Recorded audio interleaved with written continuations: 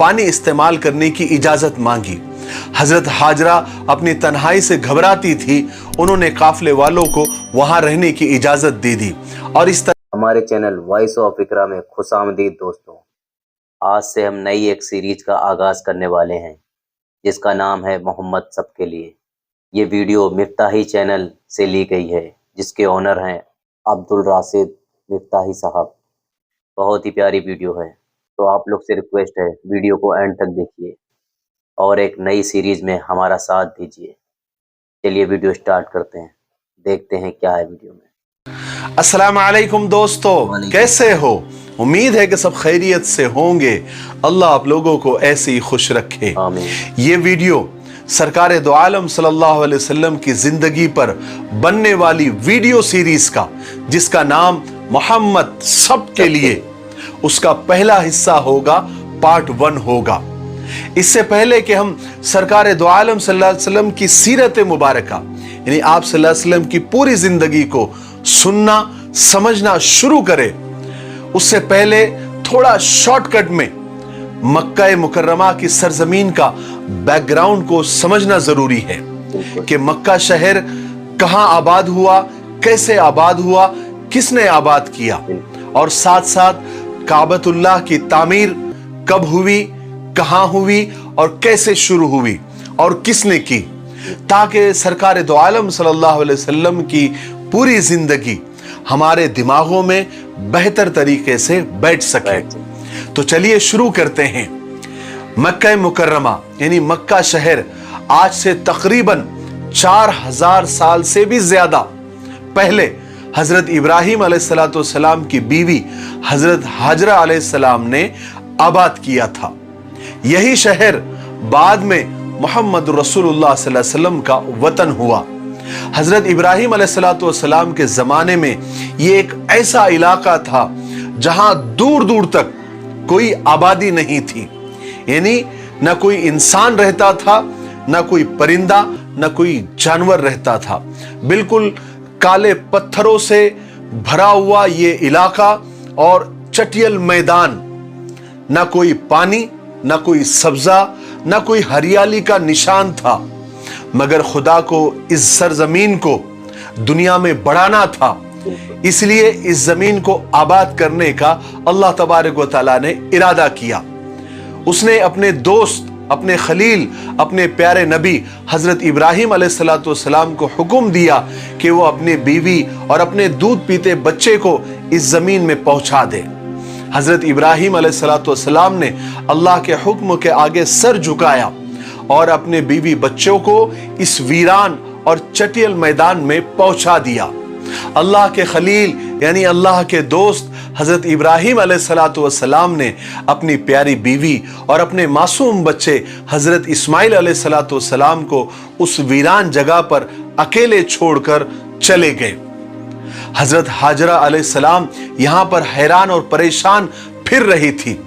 उनकी गोद में मासूम बच्चा भूख और प्यास से तड़प रहा था। अल्लाह ताला ने अपने फरिश्ते हजरत जिब्राइल अलैहिस्सलाम को भेजा। जिस जगह आज काबा है उसके करीब हजरत इस्माइल अलैहिस्सलाम जहां प्यास की वजह से अपनी एड़ियां रगड़ रहे थे, अल्लाह के हुक्म से वहां पर पानी का चश्मा उबल पड़ा। यही वो चश्मा है जो जमजम का कुआं कहलाता है।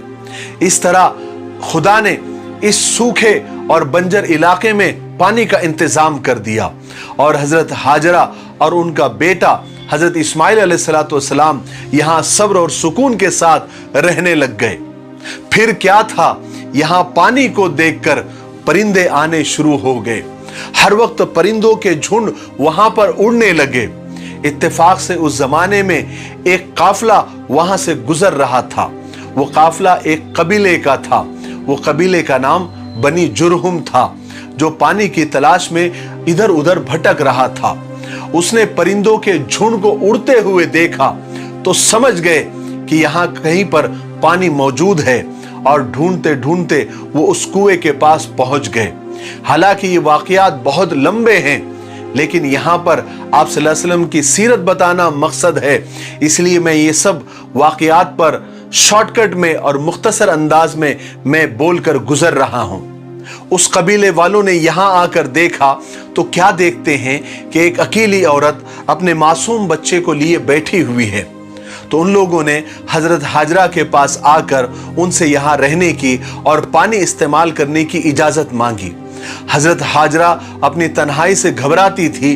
उन्होंने काफले वालों को वहां रहने की इजाजत दे दी और इस तरह हजरत हाजरा के बाद पहली आबादी कबीले जुरहुम की वहां पर आबाद हुई। उसके बाद आहिस्ता आहिस्ता और भी लोग आकर वहां पर बसने लगे और देखते देखते ये जमीन का टुकड़ा जिसको तिहामा कहते थे एक छोटी सी बस्ती बन गई। हजरत हाजरा अलैहिस्सलाम को यहाँ रहते हुए पूरे 15 साल बीत गए। उनके बेटे हजरत इस्माइल अलैहिस्सलाम भी पूरे 15 साल के हो गए और एक दिन हजरत हाजरा अलैहिस्सलाम का इंतकाल हो गया। वो इस दुनिया से रुखसत हो गई। हजरत इस्माइल अलैहिस्सलाम ने अपनी माँ को जमजम के कुएं के करीब ही एक जगह दफन कर दिया। हजरत हाजरा अलैहिस्सलाम के इंतकाल के बाद हजरत इब्राहिम अलैहिस्सलाम मुल्क शाम से मक्का आए। अल्लाह तबारक व तआला ने उनको हुक्म दिया कि इस बस्ती में जिसको तिहामा कहते थे वहां पर काबे को तैयार करें जो खुदा का घर कहलाएगा। हजरत इब्राहिम अलैहिस्सलाम ने जब अपने बेटे से जब वो मुलाकात हुई मिले तो उनको ये बात बताई कि मुझे अल्लाह ने ये हुक्म दिया है कि मैं यहाँ पर एक घर बनाऊं जहां लोग खुदा की इबादत करें और तुम इस काम में मेरा हाथ बटाना। उसके बाद इब्राहिम अलैहिस्सलाम ने वो जगह बताई जहां पर आज काबा मौजूद है।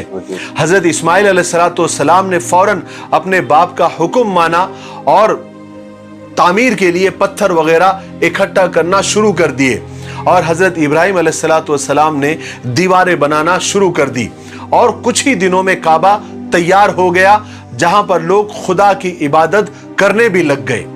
हजरत इब्राहिम अलैहिस्सलाम खुदा के बरगुज़ीदा रसूल थे। तमाम उम्र लोगों को खुदा की इबादत और सीधे रास्ते पर चलने की बात करते रहे और तबलीग करते रहे, लोगों को समझाते रहे। काबे की तामीर के बाद हजरत इब्राहिम अलैहिस्सलाम का भी इंतकाल हो गया और अल्लाह तबारक व तआला ने उनके बाद इस्माइल अलैहिस्सलाम को नबी बनाया। हजरत इस्माइल ने भी लोगों को खुदा के एक होने का पैगाम दिया और सही और सच्ची बात लोगों तक पहुंचाई।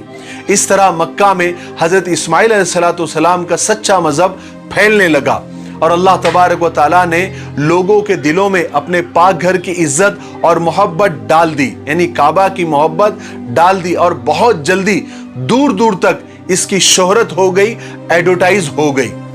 आखिरकार 100 साल तक लोगों को सीधा रास्ता बताने वाले हजरत इस्माइल अलैहिस्सलाम का भी इंतकाल हो गया। आपकी शादी चूंकि मक्का में ही हुई थी तो आपकी औलादी भी यहीं पर रहती थी। यहाँ तक कि आपकी औलादें इतनी बढ़ गई बाद में कि वो दूसरे शहरों में भी जाकर बसने लगी। मक्के वालों में बैतुल्लाह शरीफ के इंतजामात की बहुत अहमियत थी और बैतुल्लाह के इंतजामात करने वाले यानी ट्रस्टियान जो काबा थे वो हजरत इस्माइल अलैहिस्सलाम के ही खानदान के लोग थे। चूंकि वही लोग ट्रस्टी थे इसलिए काबे की चाबियां भी उन्हीं के पास होती थी। हजरत इस्माइल अलैहिस्सलाम की औलाद में अक्सर लोग खुदा को एक मानते थे और उसी आसमानी दीन पर वो चलते थे जो हजरत इस्माइल अलैहिस्सलाम लेकर आए थे। लेकिन फिर जैसे जैसे वक्त गुजरने लगा दीन में नई नई बातें बढ़ने लगी। यहां तक कि काबे के करीब जो पत्थर पड़े हुए होते थे या काबे को लगे हुए होते थे, लोग काबे की वजह से उन पत्थरों की भी इज्जत करने लगे। आहिस्ता आहिस्ता ये इज्जत इतनी बढ़ी कि लोग उन पत्थरों को अपने साथ रखने लगे और इस्माइल अलैहिस्सलाम की जो औलादी थी, जो उनकी नस्ल थी, वो दूसरे शहरों में भी रहती थी। तो वो लोग वो पत्थर को तबर्रुक समझकर, बरकत की चीज समझकर अपने साथ ले जाने लगे और उन पत्थरों की भी इज्जत करने लगे जितनी वो काबे की और हजर अस्वद की करते थे। फिर आने वाली औलाद तो एडवांस होती है, उन्होंने पत्थरों की इज्जत अपने बाप दादाओं से ज्यादा वो करने लग गए। यहां तक के बात यहां तक बढ़ गई और बिगड़ गई कि काबा को आने के बजाय वो उन्हीं पत्थरों के इर्द गिर्द घूमने लगे, उसका तवाफ करने लगे और ये इज्जत इतनी बढ़ गई एक वक्त में कि अरब वाले उन्हीं पत्थरों को पूजना उन्होंने शुरू कर दिया और उनकी इबादत करने लग गए और पत्थरों को तराश तराश कर अजीब अजीब शक्लें बनाकर उनकी इबादत करने लगे। और इस तरह अरब में बुत परस्ती की यानी बुतों को पूजना उसकी शुरुआत हो गई और लोग हजरत इब्राहिम अलैहिस्सलाम और हजरत इस्माइल अलैहिस्सलाम का दीन तकरीबन भूल ही गए। मगर मक्का में अभी तक कोई बुत नहीं आया था। जिस शख्स ने मक्का में बुत परस्ती की शुरुआत की और बुत परस्ती को फैलाया वो उसका नाम था अम्र बिन लुही। वो अपने जमाने में मक्का का सरदार था। हुआ ये कि वो एक दफा अपना इलाज कराने के लिए मुल्क शाम गया, जहां उसने लोगों को पत्थरों को और तस्वीरों को पूछते हुए देखा तो उसे वो तरीका बहुत पसंद आया और वो वहां से एक बुत लेकर मक्का में आ गया और उसे बैतुल्ला में यानी काबा में रखवाया। इस तरह पहला बुत काबा में रखा गया जिसका नाम हुबुल था। फिर अम्र एक दिन जद्दा गया, वहां से भी वो कुछ बुत उठाकर ले आया और लोगों से कहने लगा कि इनकी इबादत करो। लोग चूंकि हर साल मक्का में हज को आते थे तो बहुत जल्दी उन बुतों की शोहरत हो गई और लोग उनसे मिन्नतें मांगने लग गए। अरब में चूंकि सैकड़ों कबीले थे, सब ने अपने अलग अलग बुत बना लिए। जो कबीला जितना बड़ा और मशहूर था उनके बुत उतने ही बड़े और उतने ही मशहूर हो गए। मक्का में सबसे बड़ा और मशहूर कबीला कुरैश का था, उनके बुत का नाम हुबुल और उज़्ज़ा था। और दूसरा जो मशहूर कबीला था वो ताइफ का था जिसका नाम सकीफ था, कबीले सकीफ, और उनके बुत का नाम लात था। उसके अलावा और भी बहुत सारे बुत थे जिनके नाम आसाफ, नाइला वगैरह ऐसे कुछ थे।